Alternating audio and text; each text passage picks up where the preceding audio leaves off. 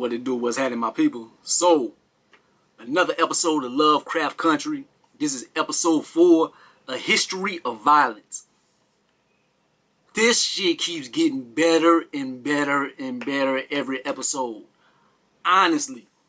The first one was cool. Second one was straight. Third one was interesting. Man, this fourth one right here. This one was cold. This one remind me of like Indiana Jones and stuff like later on in the episode. Like everyone has like a certain vibe to it or whatever. It seems like every episode is a new show. Honestly. And I'm early with this review or recap, reaction, whatever you want to call it. I'm a little early with it this week, but a lot of people have still beat me to the punch with it.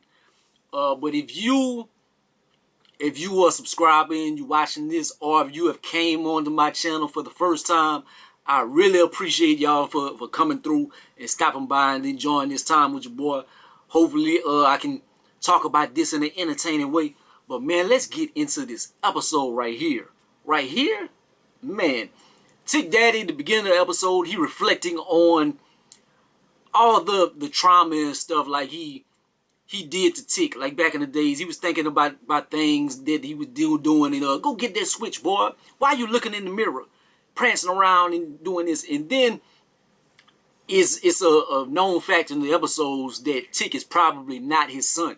So I think that was extra for him to be hard on Tic as well, because he had that resentment. Like, the love of my life was messing around with my brother, and that's probably not my child. So you can see where he come from, where he can be mad at that situation. Like, that can mess somebody up. But, and then he has the book. He has the book that Uncle George had. And it's the guidelines, the bylaws of the cult, etc. So he reads it, he gets all the information, and he burns it. And then he says it smells like Tulsa. So if you don't know what he's referring to, you're talking about Black Wall Street. If you watched The Watchmen, you see they showed that in depth. Like Black Wall Street, it was a black civilization. We had everything, black banks, doctors, lawyers, and everything. And the government came and they burned it down to the ground. So pull yourself up by the bootstraps. When brothers have did it historically, it hasn't worked out for the best. But anyways, moving on. Leti finds out who paid for the house. Christina shows up and they have the spell, so she can't get into the house. So Leti's like, oh, okay. And so you the one that gave me the money, and you think you're gonna come up in here? Christina wants something from her. The demon that was possessing the house or whatever, he has something to do with this as well. This is all connected. And so she's trying to get an artifact.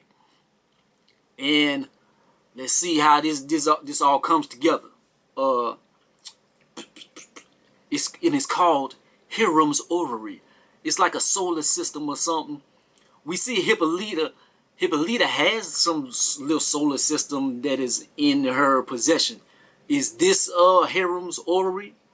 And do they need the key for it or something? But did she take that from Leti's house or something? Is that the thing that they were looking for?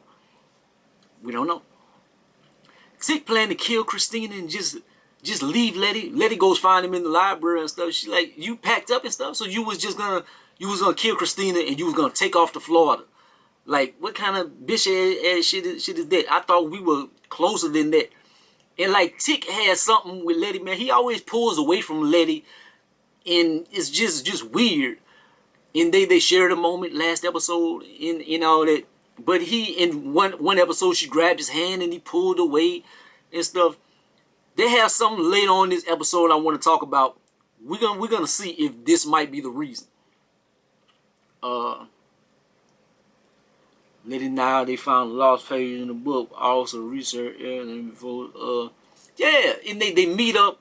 They meet up with Tic's father in the bar. Well, Tic goes. He meets up with the father and Leti, and they talking. And Tic's father already knows all this information. He knows everything that's going on. Like, he's ahead of the curve. So they finally Leti kind of guilts him into it. So he will help them on their journey. So they will try to go and find these pages and do they damn thing. Sorry for the pauses and stuff, man. I'm trying to read this information. I take my notes and everything. The police have a lot to do with what's going on. Like, they know Christina. And it's crazy because, you know, Peele and Key, whichever one is, Jordan Peele, whatever, he has like underlying themes with his stuff. But like Christina, she's a wizard and she's from someplace else, but she's in this town and the police know her and everything. They know all about this underworld stuff and this magic and everything. Like, it's all tied in. So it's like a system that has been working. It's kind of like the system of oppression in America. It's like it's some underlying things. Like, they operate on their own and we suffer for it. So I think that is kind of where he was going with it or something. That's my translation. But that was kind of interesting. The whole family ends up going to this trip. So they need the car. They need Uncle George's car. So Tic father had to let them know. So they all shoot out.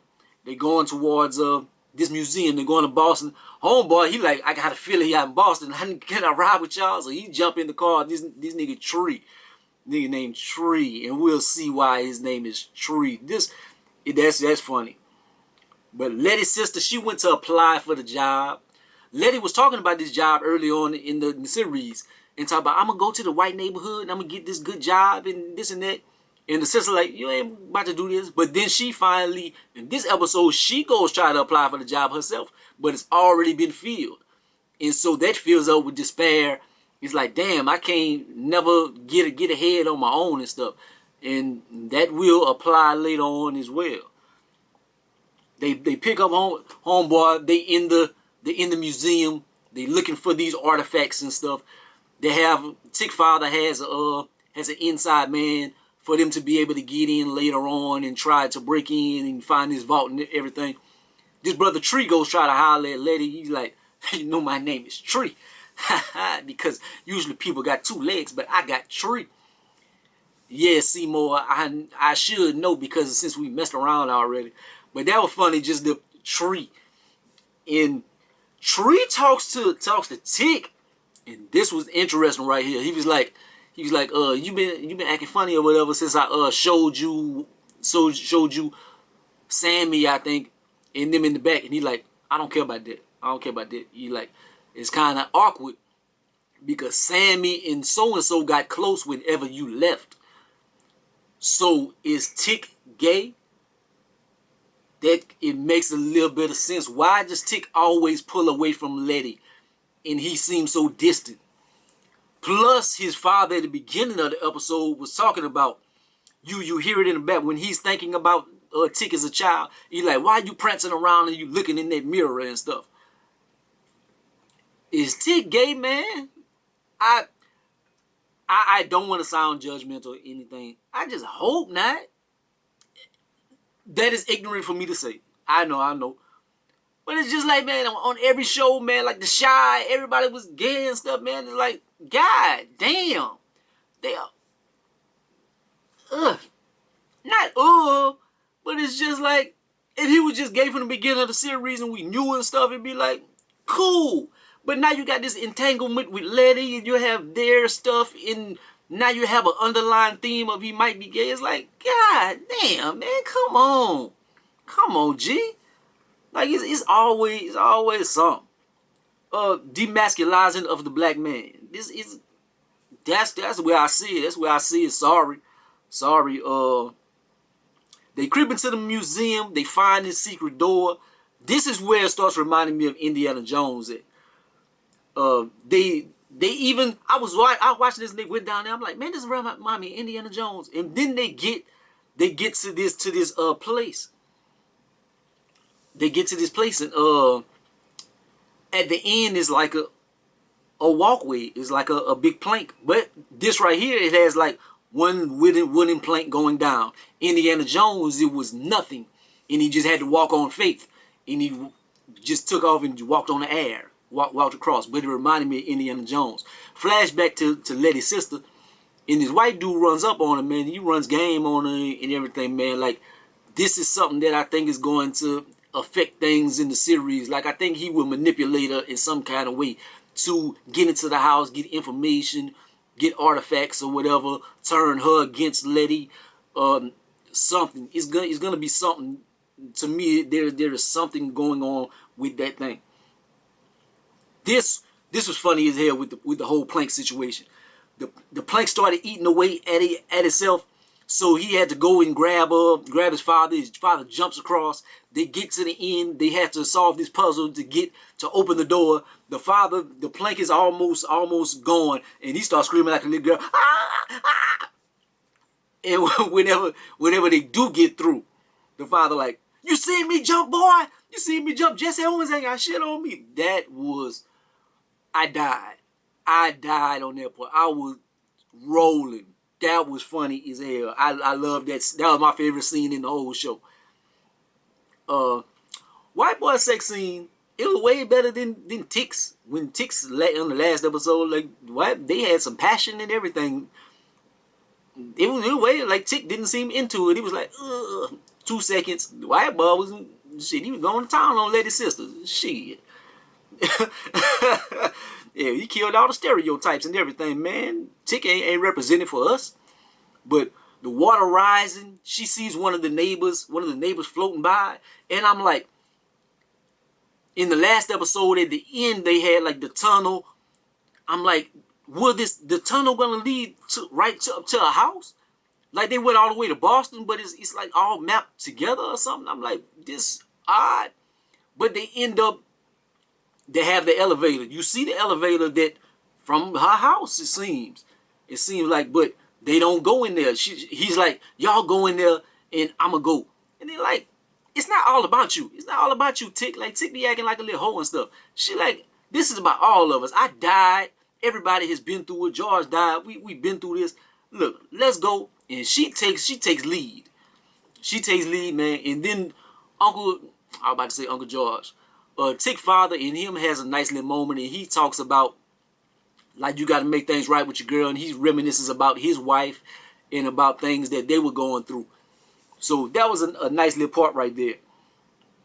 They get to the end, and they have to solve another riddle or whatever. It turns out that Tic's blood is the key for them to get in. So some more things. A rope comes down the ladder. They climb up it. They see a bunch of dead people. They see the pages. They got these ominous pages or whatever. They get the pages. The ghost starts moving around. Oh, and they turn black real quick. Like real life situation. Whoa! That's how brothers would be, except for we would have took off running. And they scared as shit. But it was crazy because it turns into a pretty lady or whatever, but then gets up and have a little penis and stuff. Like, that's awkward. But turns out that was a tribe. He was in a tribe, and so-and-so killed all the people and put a spell on it, and she been stuck right there the whole time. So they do get the pages, and then the water comes through. The water comes through. They have to get out of the place. They got to get out. The pages end up getting separated from them. Leti is the brave one. Leti takes off swimming, grabs the pages and whatnot, and gets back to the elevator like she's the hero of this. And it was weird because then Tic starts tonguing her down. I'm like, Tic pulls away from her and just pushes her away at every turn. Then you see he might be gay, but then he tongues her down and stuff. Then the homegirl starts screeching. The Indian lady, she starts screeching and you knock her ass out. I'm like, whoa. Then you see Hippolyta. She and her daughter are taking off. They driving back home, but the daughter finds Uncle George's maps and stuff. Finds out the last place where he was, and she was going towards there. She like, we're gonna see what happened to your father. That is gonna be interesting for future episodes, man. That is gonna be something. Let me see if they got something that I might have missed. Yeah, I got it. But Tic Daddy, that was a nice scene to the end of the episode. He acknowledges to Tic, man, like, I'm so proud of your son. You were so brave back there and stuff. And like, Tic never got that from his father. Never got any kind of validation his whole life and everything. And so it brings him to tears, and he like, good night, Pop. And he take off, but it touched him. And Tic father, he goes meet the Indian lady, man. And so I'm like, is there some underlying things with Tic's father as well? I'm like, maybe he's gonna go have sex with her. Maybe he's like kind of down low himself or something. He goes in there, but it doesn't turn out the way I thought it was gonna turn out. Like I'm sorry. And I'm like, whoa. But Tic's father knows more. He's tangled up in this more than we think. He knows a lot of information and stuff. I don't think it's just because he read that book. Because he was there before everybody got there, man. And it seemed like, man, he knows a lot of stuff, man. And he's tangled in this web more than what we think. And for him to kill the Indian chick and stuff, that's crazy. That's crazy. The next episode seems interesting as well, man. It keeps getting better and better, and I'm intrigued. But like, comment, subscribe, go be the greatest of the most hated, man. Hopefully you enjoyed the episode, man. I definitely wasn't trying to offend anybody with any of my takes and stuff. But like, I'm gonna be real in the end of the day as well too. So just like, comment, subscribe, go be the greatest of the most hated, man. Holla at your boy. Peace out.